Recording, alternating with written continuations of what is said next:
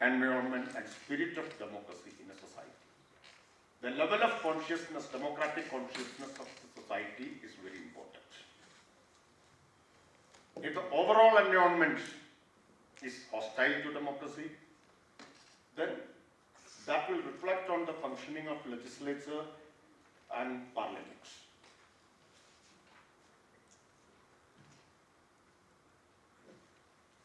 Parliament is primarily, as you all know, a lawmaking body.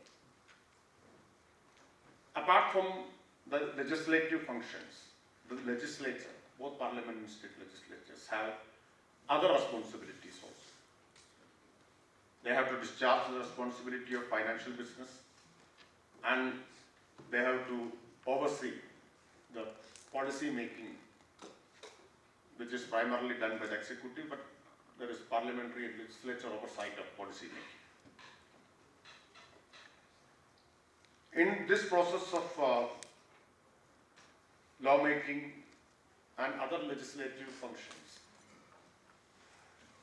the parliament acts as the eyes, ears, and voice of the people. It represents the people, and it is the highest forum to echo the sentiments, aspirations, and demands of the people of our country. It's the forum to discuss and debate issues concerning the people. Now, the question is whether our parliament and legislatures are doing justice to this function, or whether they are properly discharging these responsibilities. I do not want to comment on that, but as I said earlier, the legislatures is a cross-section of the society. The level of consciousness, democratic consciousness prevailing in a society will be reflected in legislatures also.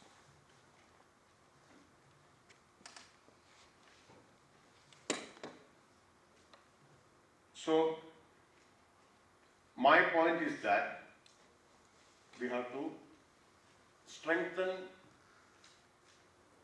overall environment, democratic environment in the society, then only we can strengthen the democratic functioning of legislatures. I just want to emphasize the relationship between the spirit of democracy outside Parliament and inside Parliament. Parliament or state legislatures are not isolated from the society. All the strengths and weaknesses of democracy, the values of democracy in our society will be reflected in Parliament and state legislatures. When legislature is weakened, what will happen? Executive will exercise more powers. That will disrupt the balance of power. One of the important constitutional principles is separation of powers.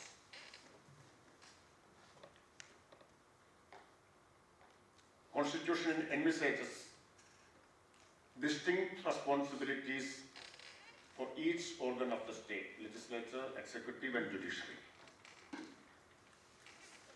If one state organ is weakened, the other will exercise more powers. That will disrupt the balance of power, and that will have adverse consequences for democracy. That will, if legislature is weakened, if parliament is weakened, that will strengthen executive.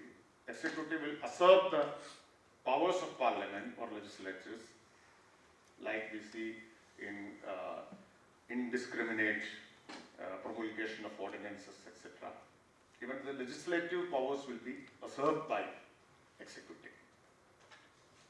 So that will have very serious consequences for democracy. That will lead to authoritarianism. So what is important is to maintain the proper balance between various organs of state, legislature, executive and judiciary. Here in this Indian Youth Parliament, our focus is on youth participation in democracy. That is what I was told. I was asked to speak on youth participation in democracy, right? So that is the theme of this session. If we evaluate participation of youth in democracy in terms of youth representation in lawmaking bodies, then it's very low. Throughout the world, it's very low. According to a report released in 2021 by Interparliamentary Union and UN, United Nations, that report says that across the globe, members of parliament under the age of 30 is just 2.6% of total members. The young members below the age of 30 is only 2.6% across the world. And 25% parliaments world over, they have zero representation for below 30 years of age. There is not a single member below 30 years of age in 25% of parliaments the world over. And the rate of representation below the age of 40 is 17.5. Below the age of 45 is 30.2. The global average age of members of parliament is 53. That's the global average. But there is an exception, that is Norway. Norway has 10% members of parliament under the age of 30. 10% of them is under the age of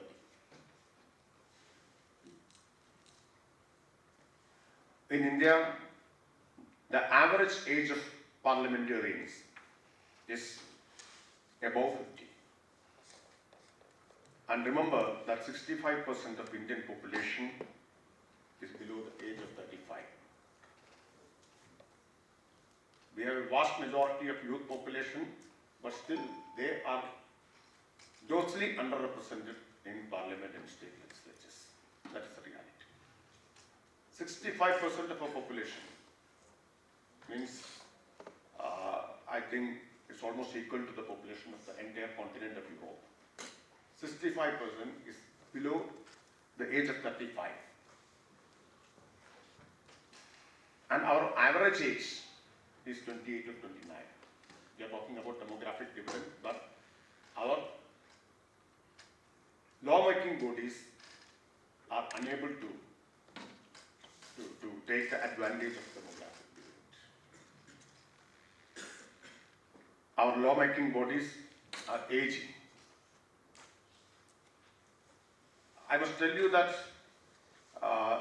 there is some good news from Kerala.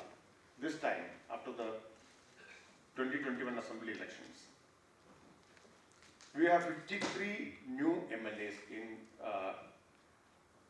140 member assembly. The total number of MLAs is 140. We have 53 new MLAs. But that doesn't mean that all of them are below the age of 30. We are only half a dozen people below the age of 30. But they are comparatively young. These 53, out of these 53 new MLAs, most of them are comparatively young. And This is the youngest assembly in the history of Kerala. And as far as women representation is concerned, I must self-critically admit